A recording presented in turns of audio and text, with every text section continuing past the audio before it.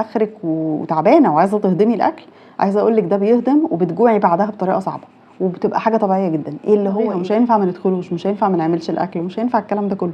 فبنحاول نحلي الوقفه على قد ما نقدر برضو عشان ارجع اللون بقى موحد زي الاول. ايه اهم حاجه ان انا احطها؟ هحط فيتامين سي. السلام عليكم ورحمه الله، حبايبي عاملين ايه؟ يا رب تكونوا جميعا بخير وفي احسن صحه وحال دايما يا رب. النهارده الفيديو تكمله لفيديو امبارح. قلنا في فيديو امبارح للي ما شافوش او اللي لسه داخل القناه جديد، يعني ايه كل حاجه. يمكن اتكلمنا في حاجات كتير قوي عن البشره والشعر، حاجات من البيت، حاجات طبيعيه نعملها، حاجات ممكن نشتريها.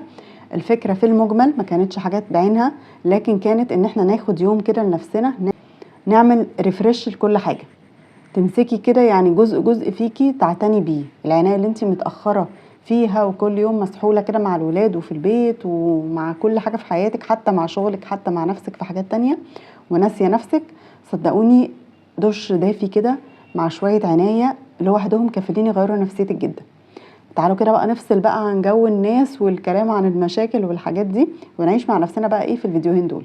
اللي ما شافش الفيديو اللي فات اتمنى يشوفه، اللي قبل ده على طول.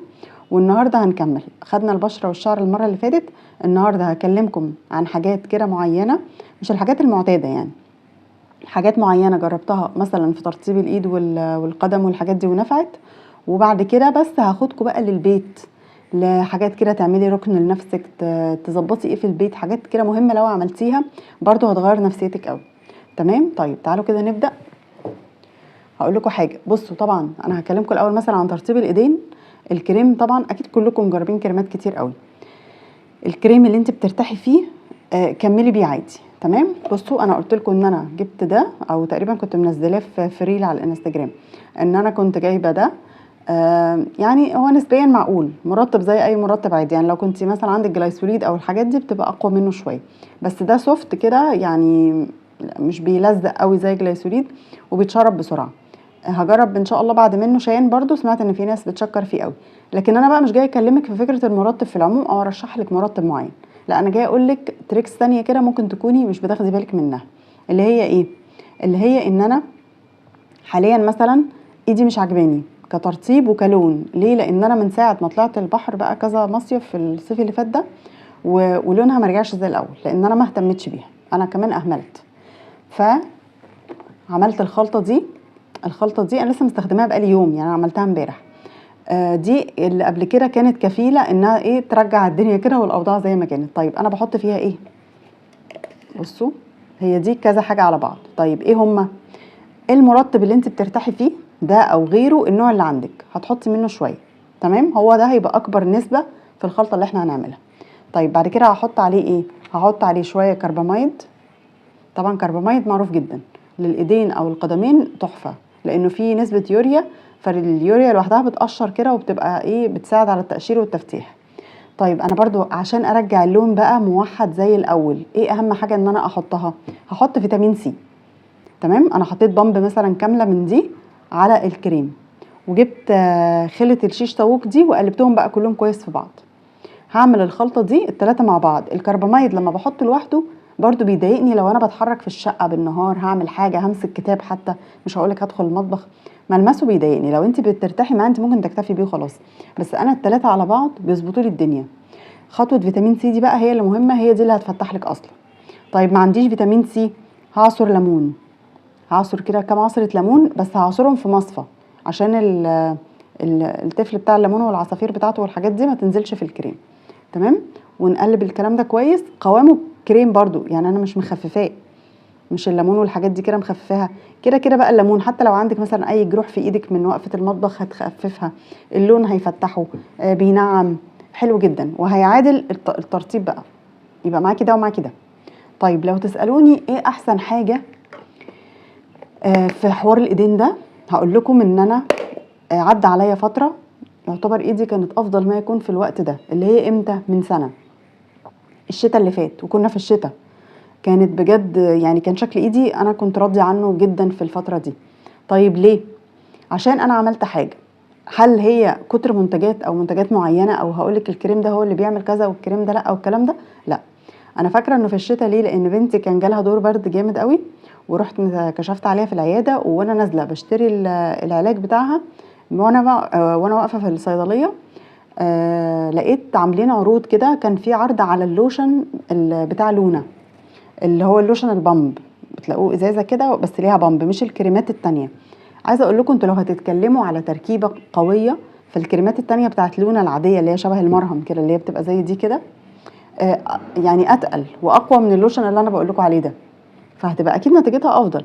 لكن الفكره في اللوشن ده ايه، ان انا لما جبته ساعتها كنت حاطاه جنبي على رخامه المطبخ، زيه زي ازازه الصابون بالظبط، كنت مثبتاه مكانه على رخامه المطبخ، لو احتجت جوه بفضي منه في علبه كده عندي زي دي وانا مثبتاه في المكان ده.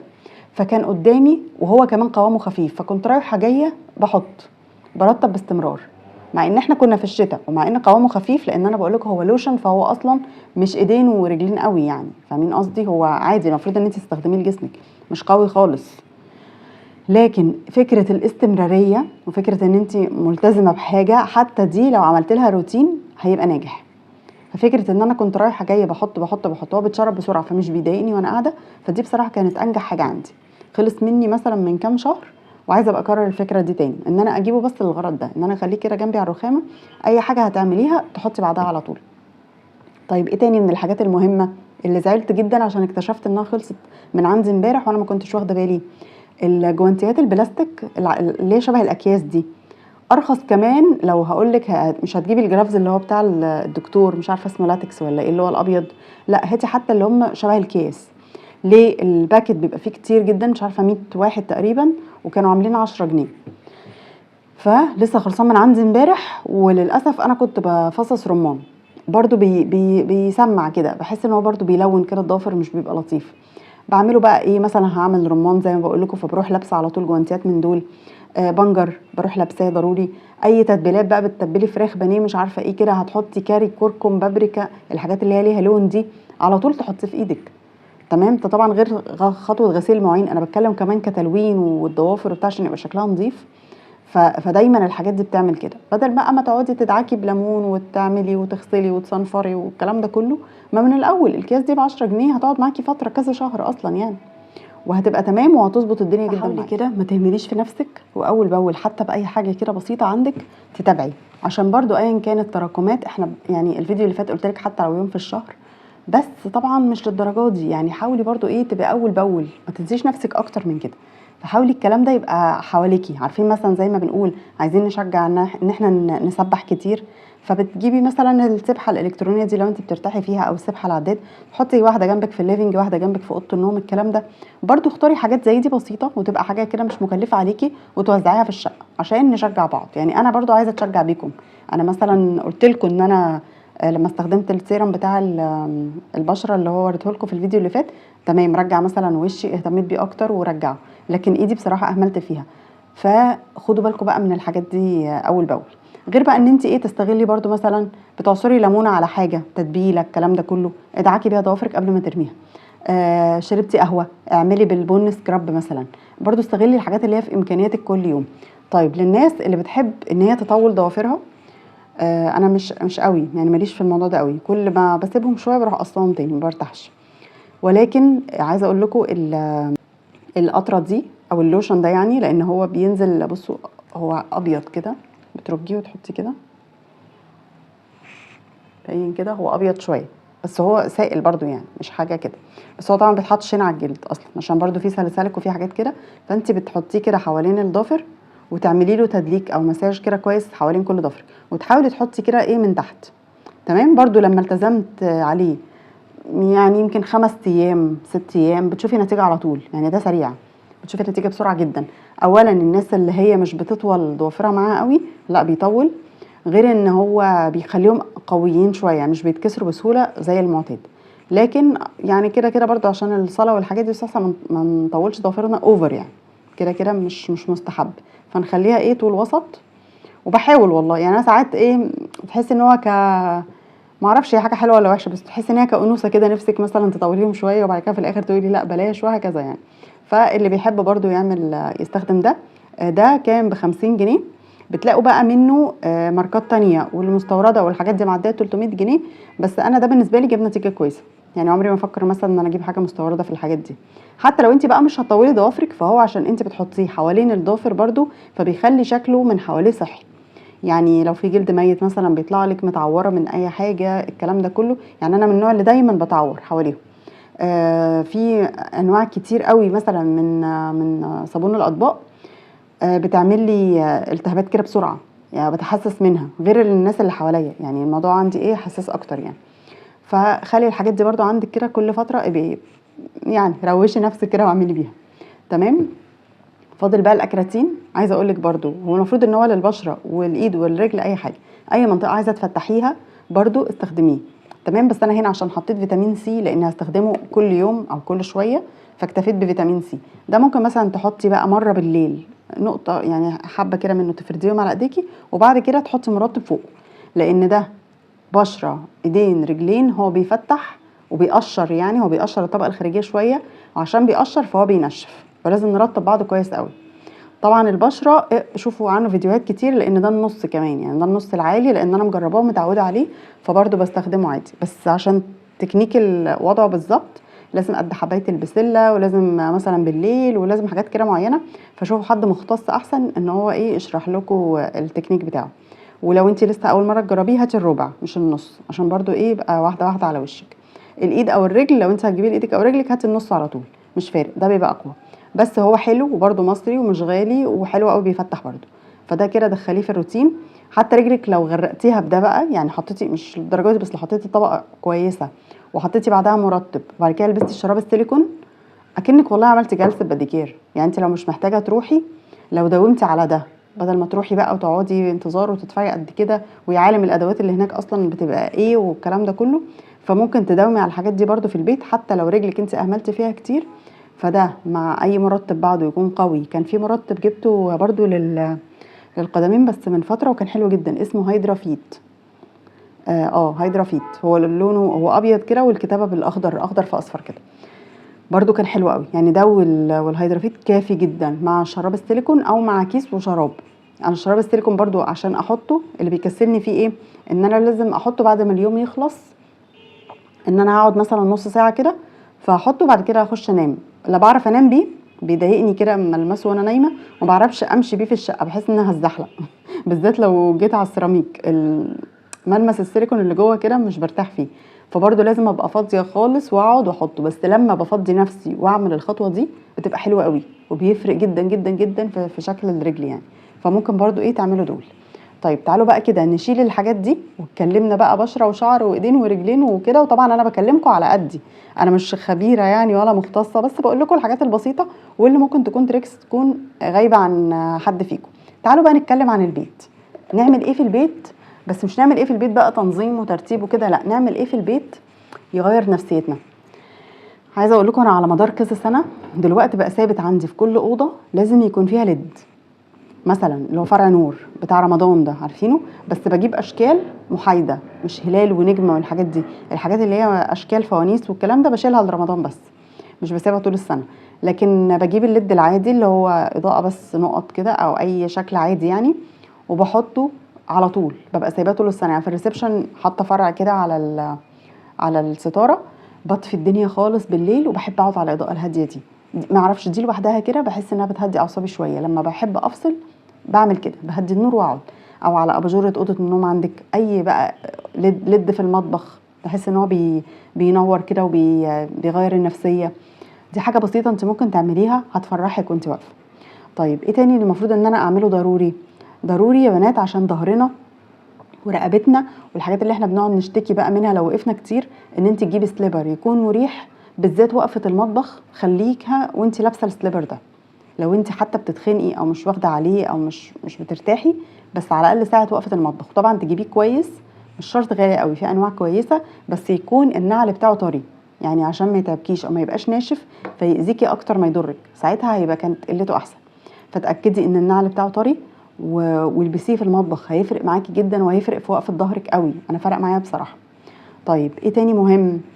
هتجيبي كرسي لازم يبقى يا اما في المطبخ لو عندك مساحه، يا اما في الطرقه مثلا اللي قدام المطبخ. يعني المهم ان هو اقرب مكان ليه المطبخ بنقضي فيه وقت طويل، والوقت الطويل ده لازم تبقي واقفه بتجهزي حاجات. ومطابخنا مهما كانت واسعه مش كلنا عاملين فيها مكان لترابيزه وكرسي وكده عشان نقعد نعمل الكلام ده واحنا قاعدين. فعلى الاقل بين كل شغله والتانيه خدي قصد يعني اللي ينفع يتعمل وانت قاعده مثلا بتقشري بطاطس، بتقشري كوسه، الكلام ده كله، خدي الطبق وحطيه على رجلك واقعدي على الكرسي اعمليه. ما ينفعش حاجات لازم اعملها وانا واقفه، هخلص الحاجه اللي انا بعملها وانا واقفه الخطوه قبل ما ادخل في الخطوه الثانيه، ادخل اريح دقيقه دقيقه بس، تفصلي ظهرك كده واقعدي على الكرسي وارجعي كملي تاني. هتفرق في زهقك يعني. مره واحده انت ممكن تقولي خلاص انا وقفت بقالي كتير، بتزهقي من وقفه المطبخ الكلام ده كله. احنا عايزين نعمل الحاجات دي واحنا بنحبها، يعني عايزين نحب كل حاجه بنعملها لبيتنا ولولادنا وللكلام ده كله. مش لازم عشان نحب الحاجه لازم حاجه نهرب ونعملها لوحدنا، لا احنا عايزين شغل البيت ووقفتنا العاديه نحبها، فنعمل حاجات تحببنا فيها. يعني زي بقول لك لو شغلتي كده الاضاءه في المطبخ مع سليبر مريح، مع شويه كل شويه تقعدي على الكرسي مثلا تريحي، هتهون عليكي شويه. ما احنا مش هينفع نلغيه، يعني الشغلانه نفسها لو هي تقيله على قلبنا او بتتعبنا مش هينفع نلغيها، ومش هينفع ما ندخلوش، مش هينفع ما نعملش الاكل، ومش هينفع الكلام ده كله. فبنحاول نحلي الوقفه على قد ما نقدر. بالنسبه لي من ضمن الحاجات، او مش من ضمن، 90% سبب واخد 90% من ان هو ريحني في المطبخ الراديو. دايما عندي يعني قبل الراديو اللي انا بصوره معاكم ده كان عندي واحد احمر في اسود كده صغير قوي مشهور كده، اللي هو اصلا ساعات في الاعلانات بتاعته بيقولك ان هو بيبقى ناطق للقران وكده. انا جبته حتى مش ناطق، يعني هو كان شغال راديو بس ما فيش اي اوبشن تاني، وممكن احط فيه فلاشه وخلاص. فالراديو بيفرق معاه جدا. يعني اول ما باظ كنت هتجنن، يعني كنت الاول كل شويه اجيب له بطاريه اللي هو الاحمر القديم ده، السلك يبوظ اشتري له سلك، حسيت ان انا صرفت عليه ثمنه مرتين، يعني كان كل شويه كل شويه. في اخر ما زهقت كان قبل رمضان اللي فات، نزلت جبت راديو ايه اللي هو في المطبخ حاليا اللي انا ببقى اصلا مصوره معاكم. نفعني قوي، انا ما بعرفش اقف من غيره. انا بدخل المطبخ مش على الحاجه اللي انا هعملها عليه، اشغله الاول، ممكن عشان هو لما بتحطي الفيشه في الكهرباء بيشحن شويه، ممكن بقى تفصلي الفيشه ويفضل شغال، ممكن على ما ترجعي تاني يكون فصل خالص، فلازم احط الفيشه وابدا اشغله من اول وجديد، وهكذا. حاطه فلاشه في المطبخ برضو مخصصاها له كده للراديو، عليها مثلا الحاجات اللي انا بحبها اكتر. طبعا كل حد فينا مختلف عن التاني. انا حاطه مثلا الرقيه الشرعيه، سوره البقره، سوره الواقعه، سوره ياسين. يعني فاهمه، لو انت بتحفظي سوره معينه حطيها، او لو مثلا بنتك دلوقتي او ابنك في المدرسه وبتقعدوا تحفظوا مع بعض سوره تخصه حطيها، برضو ان شاء الله تشتغل في الشقه. وهو كمان كل ما هو معدي ورايح وجاي ودنه هتسمعها هيردد، فحتى هتسهلي عليه المذاكره، هيبقى حافظ السوره بسرعه. فاهماني؟ ف يعني انت شوفي بتحبي ايه، دي الحاجات اللي انا بحبها واللي انا بفكر فيها. في ريل برضو نزلته على الانستجرام والفيس والتيك توك وكده، كان في هتلاقوه تحته كده ايه، روتين في حياة انا كاتبه عنوانه كده. صورت في الريل ده صبانه كنت في رنين من كام يوم، وبرده كنت عامله جوله كده ومنزلاها ومصوراها حاجات بالاسعار كده، وفي حاجات كنت عايزه اخد رايكم فيها ونزلتها خلاص. هتلاقوا بقى الصبانه دي هي على شكل قلب كده ولونها جراي، كانت ب25 جنيه. انا الحاجات اللي بيتحط فيها الليف والسلك والكلام ده جربت كذا حاجه ومش برتاح فيهم، مش عارفه ليه. الحاجه اللي بتعبي ميه، والحاجه اللي بيبقى فيها تجويف فكل شويه مثلا عايز يتغسل، يا اما بتعمل ريحه بسرعه، مش عارفه ايه، بحس ان انا جبت اشكال كتير وما برتاحش. انا عايزه حاجه تكون الليفه محطوطه فيها تكون متهويه، يعني كون ان الفكره تبقى صحيه اكتر عندي من الشكل. المهم انا لقيت الصبانه دي هي لصابونه عاديه، يعني صابونه في التواليت مش لمطبخ خالص، بس انا حطيت فيها الليف وكده ومرتاحه، وفي نفس الوقت مغيره لي نفسيتي. يعني لما جبت حاجه ب25 جنيه كل ما اقف ابص لها مبسوطه، بتقعدني. انا من النوع كده اللي هو كل ما بزهق او احس ان نفسيتي مش مظبوطه بنزل اجيب اي حاجه كده تغيير حواليا تجديد، بحس ان انا بقيت مبسوطه. فاليوم ده جبت دي ب25، وفي زرعه برده كده صورتها ونزلتها في نفس الريل ده، كانت ب30 جنيه من محل ادوات منزليه عادي جنبي، شبيهه زرعه ايكيا بالظبط، اللي انا برضو ببقى حطاها جنب الراديو، ب30 جنيه، والصبانه ب25 جنيه، يعني صرفت 55 جنيه. اللي هو انت لو نزلت جبت دلوقتي كيس شيبسي وباكو عصير وبتاع ال50 جنيه هتخلص، فمش حاجه، لو جبت لك شويه لب هيخلصوا. فلقيتهم اسعارهم حلوه، جبتهم هيقعدوا قدامي ببقى مبسوطه. انا الحاجات الرفيعه دي بتبسطني، فنجان قهوه ب30 جنيه 20 جنيه، الحاجات دي برضو بتبسط. فلو كل فتره انت كده كده قلت لكم قبل كده حاولوا تعملوا لنفسكم مصروف. لو انت بتشتغلي، يعني عايزه اقول لكم حاجه، لو انتوا بتشتغلوا المفروض انه يبقى اساسي في حياتكم برضو ان انت بقى معاكي فلوس شخصيه ليكي على جنب. ما ينفعش ان انت تبقي قاعده برضو مشطبه كل حاجه حتى لو على بيتك وعلى اولادك، عشان ما تقوليش مثلا ما البيت ناقص وما الولاد ناقصاه. اولا هو الزوج المسؤول مسؤوليه كامله عن ده، تمام، لكن هتساعدي انت طبعا، يبقى ربنا يكرمك وكتر خيرك والكلام ده كله، بس مش ب100% من دخلك. انا اعرف واحده معرفه شخصيه قعدت تشتغل فوق ال10 سنين، من خلال ال10 سنين دول ما جابتش لنفسها عبايه ولا بيت ولا خروج. متخيلين؟ وكل شهر بتقبض وشغلها مستمر، يعني متثبته والكلام ده كله، مش حاجه حره او كده، لا، اكتر من 10 سنين ما تجيبش لنفسها حاجه، ولا البيت لا صيف ولا شتاء، ولا للخروج لا صيف ولا شتاء، ما تجيبش لنفسها فتله حرفيا. فما نوصلش لكده، يعني التضحيه حلوه بس مش كده. انا ما بقتنعش ان التضحيه دي يعني لا، ما اعرفش، او بصراحه انا ما اقدرش على اللي هو للدرجه دي، يعني السنين دي كلها ليه يعني؟ فانت المفروض كل شهر تبقي عامله له خطه من دلوقتي. يعني انا قبل كل شهر بقول انا في حاجه مثلا معينه عايزه اجددها في البيت فهجيب بكذا، ومثلا لو هتساعدي في البيت فانا هساعد بكذا، لو هتطلعي الاول حاجه لله هتطلعي بكذا، وجزء ادخار بكذا. لازم تقسمي الدنيا، تبقي مشبعه كل الجوانب، مش جانب يصب في حته وحته لا. في ظروف طبعا لا قدر الله، مثلا افرضي عندك ابن تعبان، حاجه كبيره، ممكن تكوني بقى بتنقلي بيت، بتشطبي، بتعملي، يعني في حاجات كبيره في حياتك ماشي براحتك اصرفي. لكن انا بكلمكم في النورمال، في الحياه العاديه، انه ما ينفعش نبقى التضحيه تبقى 100% كده، لا. فاعملي كده لنفسك مصروف على جنب. انت لو كل يا ستي لو كل اسبوع، مش هقول لك كل شهر، لو كل اسبوع صرفتي لك 50 جنيه في حاجه زي لما بقول لكم صبانه زرعه مش عارفه ايه، اي حاجه كده شخصيه ليكي، هتبقى في الشهر كله ب 200 جنيه، فمش رقم. يعني حاولوا حتى تجددوا بالرفايع، اللي هي الحاجات البسيطه دي، حاجه عليها عرض مثلا فجمعي كده وهاتيها.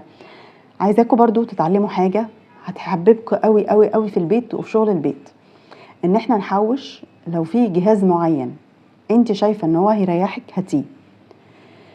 يعني انا دلوقتي مثلا بشوف اللي هو الاعلانات بتاعه المكنسه اللي بتغسل اللي بتغسل الكنب والمفروشات والحاجات. انا نفسي قوي اعمل الركنه والصالون والحاجات دي، مش فكره بقى السجاد والستاير، لا، الكنب نفسه نفسي اجيبها مثلا. انا حاسه ان دي حاجه هتعمل لي طفره في حياتي. انا نفسي اصلا انظف الحاجات دي، وعايز اشوف اللي هيطلع منها، وعارفين الحاجات دي نفسي قوي كده. ليه ما اعملش خطه بعيده المدى شويه؟ عارفين بيبقى فيه الحصالات اللي بتتباع دي، مره جبت لاولادي حصاله بس اللي هي الليمت بتاعها 1000 جنيه، بيبقى فيه ب10000 جنيه كمان. هاتي حصاله وافضلي شيلي فيها، هو بيبقى عليها ارقام من بره، زيرو، قصدي 5، 10، 100، 50، 20 وهكذا، يعني بالفئات بتاعه الفلوس. وانت كل ما هتحطي فلوس جواها بتشطبي على الرقم اللي من بره اللي انت حطيتيه، عشان تبقي عارفه بالظبط انت جمعتي ايه. ولما توصلي بقى لدرجه ان انت شطبتي على كل حاجه من على الواجهه بتاعتها دي، فهتبقي عارفه ان جوه مثلا في 1000، في 10، على حسب الحصاله انت جبتيها بقد ايه. طيب ليه ما تعمليش كده؟ ليه ما تعمليش فكره الحصاله دي وتبقى للبيت؟ يعني انا هفضل احط احط احط احط فيها. مثلا يا ستي انت دلوقتي اهو نفسك كل رمضان يعدي عليكي مثلا بيبقى نفسك في جهاز معين يبقى عندك، هاند بلندر هتسهل عليكي، مضرب ما عندكيش مضرب بيض، عجان عايزه، او اللي بيعملوا كمان كحك وبسكوت والحاجات دي، مثلا عندك العيد الصغير. هتستني العيد الصغير ده؟ اتعودوا بقى هنعمل له خطه امتى؟ في رمضان؟ لا، نعمل له من دلوقتي. ما هو اصلا رمضان في شهر 2، اللهم بلغنا رمضان يا رب، لا فاقدين ولا مفقودين. هو في شهر 2 واحنا في شهر اكتوبر اهو خلاص، فمستنيه تعمليها امتى؟ ما انت يا دوبك على ما تلحقي تحوشي، اصله مبلغ برضه فمش هيجي في يوم وليله. فشوفي نفسك في ايه قدام. طبعا الاجهزه بقى مش هنجيبها كل شهر، يعني بقول لك كل شهر هاتي لنفسك حاجات رفايع، لكن مش كل شهر. فمن دلوقتي ليه ما تقعديش مع نفسك قاعده تفكري انا نفسي في ايه مثلا في رمضان او في العيد؟ مش شرط اجهزه، انا عايزه مثلا كفر سجاد جديد، انا زهقت، انا عايزه ستاره، انا عايزه كفر للركنه، انا عايزه اي حاجه، عايزه تجددي لنفسك في البيت. اعملي خطه ليها والله هتتحقق. ما تستنيش وتقولي البيت والعيال والمدارس والمصاريف ورمضان داخل عليا. ما هو رمضان لسه هيخش قدام. ابدأي انت من دلوقتي واعملي خطة وحوشي لهدف معين، حطي هدف برضه. هتلاقي نفسك ان شاء الله يا رب على ما توصلي يكون ربنا رزقك ويسر لك حالك وتكوني جمعتي حاجة وفرحتي بيها. ما تعيشيش كده، يعني ما تعيشيش كده. انا بحب اعمل خطة لكل حاجة، خطة للمشتريات، خطة لحياتك، خطة لكل يوم. بقعد، انا لسه كنت بكتب في النوتس العاديه اللي على الموبايل، حملت جوجل كيب مثلا من يومين، عجبني اكتر، حسيت انه منظم اكتر. عماله اكتب في كل حاجه، لقيتني قعدت اعمل كام ليست، هعمل شغل ايه في البيت النهارده، انا هعمل، عايزه اذاكر ايه حاجات معينه مثلا لاولادي، عايزه اهتم بايه لنفسي. حتى الحاجات الدينيه عامله لها واحده. انا ممكن انسى ان انا ما استغفرش او ما اقولش الصلاه على النبي او كده، عايزه اكتب، وكل حاجه بعلم قدامها. اعملي لنفسك نظام والله العظيم. ليه؟ لان انت حتى لو شخصيه منظمه، فاحنا مع الوقت واحنا في الثلاثينات. انا عن نفسي في الثلاثينات، بس انا الذاكره سبعينات ثمانينات تسعينات ماشي قولي زي ما تقولي، بنسى بطريقه فظيعه. فانا لو مش ماشيه بورقه وقلم كان زمان حياتي دي لخبطيطه خالص فلازم ابقى ماشيه بورقه وقلم. طبعا مش هقعد اكتب بقى ورقه وقلم، فبكتب على الموبايل اسهل حاجه. عايزه برضو اقولك من ضمن النصايح اللي انا عايزه اوصيكي بيها، انا واحده من الناس برضو ما كنتش بحب الاعشاب دي نهائي، ما كنتش بطيق الاعشاب، تقولي لي اي نوع ما بحبوش. بتخنق قوي لما بيجيلي برد من وانا صغيره، لان انا هضطر اشرب شويه ينسون. ما اعرفش مش عارفه، ما كنتش بحبها خالص. عايزه اقول لكم مؤخرا بقيت بزود وبقيت بثبت لنفسي ان انا على الاقل كوبايه في اليوم، او كوبايه او كوبايتين لو تقدري، ولو قدرتي كمان تعمليها بالليل. يعني عايزه اقول لك حتى لو عكعكتي اتعشيتي متاخر الكلام ده كله، خدي وراها اي حاجه سخنه انت بتحبيها، ما تحدديش اللي عندك. تمام. انا المعتاد بتاعي ان انا كنت باخد ينسون مثلا، او بجيب اعشاب رويال اللي انا ساعات بصورها برضو معاكم في الفيديوهات دي. دي بتبقى تهدئه كده، فيها كاموميل وفيها كذا حاجه. مؤخرا رحت امتنان، جبت مثلا الكاموميل لوحده، جبت البردقوش والزعتر، دول اللي جداد عليا ان انا هعملهم مشروب واشربه. تمام. ف يعني ليه بقى الزعتر داخل علينا الشتاء، هيبقى حلو للجهاز التنفسي. انا برضو بيبقى عندي حساسيه دايما، يعني انا حتى لو بستخدم منظفات دلوقتي في الصيف في الشتاء في الكلام ده كله بيجيلي حساسيه منها بسرعه. الشتاء بقى الجيوب الانفيه والحاجات دي يعني بتجيلي كتير، ببقى تعبانه منها معظم الوقت. فعايزه ان انا ابدا اشرب مثلا زعتر، بحيث انه جايز اكيد هو حلو للجسم، ويمكن فعلا يقي، لانه بيقولوا ان هو حلو جدا للجهاز التنفسي.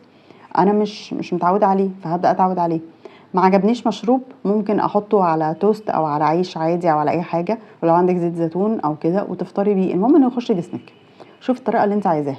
البردقوش نفس الكلام برضو، جهاز تنفسي، وسمعت برضو ان هو للجهاز الهضمي حلو جدا. البابونج حلو جدا للجهاز الهضمي برضو، عشان الناس في الفيديو اللي فات اللي اتكلمنا برضو عن المعده والتعب والحاجات دي اللي قبل اللي فات، وفي ناس بعتت لي. واي بقى عندك ارتجاع مريء، عندك الكلام ده كله طبعا حلو، بيهدي. الكاموميل هيساعدك انك تنامي، كل حاجه سيرشي عنها هتلاقي ليها فايده تحفه. فعايزه اقول لك خليه كده اسلوب حياه، يعني خلي المشروبات الدافيه دي اسلوب حياه. عايزه اقول لكم مشروب سحر سحر سحر في الهضم، انا ما كنتش اعرفه، اما معدتي بقى بدات توجعني الفتره الاخيره وبدات اسيرش عن الكلام ده. المشروب ده فظيع. يعني انا مش من النوع اللي باخد فورات للهضم والكلام ده، بس انا عندي ارتجاع مريء جامد. عايزه اقول لكم انسي، بيجوعك، يعني انت بتبقي مش قادره وعندك امتلاء وخلاص على اخرك وتعبانه وعايزه تهضمي الاكل. عايزه اقول لك ده بيهضم وبتجوعي بعدها بطريقه صعبه، وبتبقى حاجه طبيعيه جدا. ايه اللي هو ايه بقى بقول لك سحر، اللي هو ايه، العرق سوس بس السخن. انا طول عمري كنت اعرفه الساقع اللي بنعمله في رمضان ده ونقعد نقلبه وبتاع والكلام ده، لا ده سخن. بتجيبي كوبايه تحطي فيها معلقه، ده برضو جبته من امتنان او تجيبيه من العطار. بس الفكره ان في العطار بيبقى بقى فيه حاجات كده كبيره ومش عارفه ايه وبتاع، فبعد ما بتعمليه ممكن تصفيه بقى في كوبايه تانية بعد ما بيتنقع شويه. هقول لكم طريقته دلوقتي. لكن بتاع امتنان بصراحه بودر نظيف جدا، حتى لونه وكل حاجه نظيف قوي، بس طبعا اللي من عند العطار ارخص. انت بس البودر ده بتحطيه فالميه بتخليه رقه تحت، وبتشربي الكوبايه على طول في ساعتها. التاني لازم تصفيه في حاجه تانية. المهم ان احنا هنعمله ازاي، هتاخدي معلقه صغيره ما تكتريش، ولو بتاع امتنان بحس ان هو مركز فممكن كمان تبقى نص معلقه في الكوبايه، في كوبايه فاضيه عادي، وبتغلي ميه وبتعمليه زي الشاي الكشري، يعني مش بنغليه، هو مش بنغلي العشب نفسه. فبنحط الميه المغليه كده على الكوبايه وتغطيها وتسيبيها لحد ما لونها كله بقى بيتغير، بيخرط كده فيها. تسيبيه 10 دقايق ربع ساعه يكون هدي. زي ما بقول كده، لو من العطار اقلبيه بقى في كوبايه تانية كده وصفيه في مصفى، لو بتاع امتنان هتشربيه على طول. سحر، والله العظيم سحر. واشربيه سخن، يعني سخن يبقى خلاص اقرب للدافي يعني، ما تسيبوش لما يبرد، مش الساقع اللي احنا بنشربه التاني ده وكربوناته والكلام ده، لا. اعمليه بالطريقه دي، بيريح المعده بطريقه فظيعه. في واحده كتبت لي كومنت، انا مش فاكره الاسم، على الفيديو اللي قبل ده، يا رب تكون بتسمعني دلوقتي، لانها قعدت تقول لي والله صعبت عليها وقعدت ادعي لها كتير قوي، ان هي بتحس بالم في الحنجره وحاجات كده، والام في المفاصل والكلام ده كله. الاوصاف اللي هي قالتها في الاول كانت ارتجاع مريء على طول. فده بجد ممكن يهدي معاكي الدنيا تماما، جربيه والله العظيم بيبقى تحفه. واصلا هو بيقولوا بيخفف التهابات المعده، يعني كمان الناس اللي مثلا عندها بدايات قرح لا قدر الله، او في اي حاجه في معدتها، فده بيهدي الدنيا خالص بجد. ولكن برضو عشان قبل ما انسى، اللي عندهم ضغط عالي ممنوع عليهم، بلاش، لان هو بيعلي الضغط. او اخرك تاخدي بقى حاجه مخففه تجربي، ده انا مش مسؤوله. لو ضغط عالي بلاش، لكن انا اصلا في العادي ضغطي واطي، فهو يمكن بيظبطهولي شويه، فشغال معايا. في افكار تانية كتير انا ما خلصتش. احنا كده هو عملنا سلسله لوحدنا، سبحان الله الكلام جه لوحده. يعني الفيديو اللي قبل اللي فات يعتبر اتكلمنا في المواضيع دي، وانك ازاي بقى تغيري نفسيتك، وازاي انه النفسيه بتتعب الجسم والكلام ده كله. فالفيديو اللي فات عملنا شويه افكار كده عشان تغير من نفسيتنا، وكملنا الفيديو ده. وان شاء الله في الفيديو الجاي برضو هكمل لكم فيه شويه افكار تانية ممكن تعملوها في حياتكم وفي بيتكم وفي روتين يومكم، هتسهل عليكم كتير باذن الله، وتخلي كده نفسيتكم احسن، وتخلي بيتنا هادي كده وحياتنا حلوه. بحبكم في الله يا بنات، واشوفكم على خير الفيديو الجاي. وبتنسوا اللايكات، حطوا لايكات عشان انتوا بتنسوا اللايكات. مع السلامه.